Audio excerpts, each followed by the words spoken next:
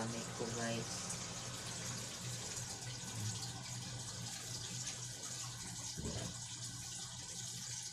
Nilalabhan ko ngayon mga bedsheet. Ayan, mga bedsheet na nilalabhan ko.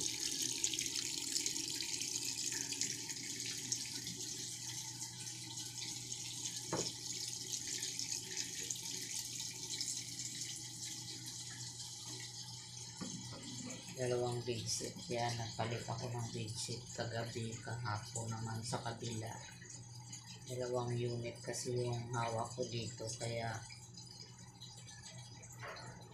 yan, nagkasabay ng may bisita ako doon sa kabila, kaya tinanggal ko yung bedsheet at kailangan kong malabhan din para next nilang punta dito mayroon na naman akong mailalagay.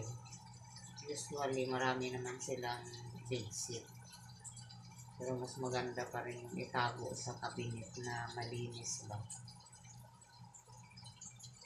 Kaya yan, marami akong labahan kasi galing sila na travel.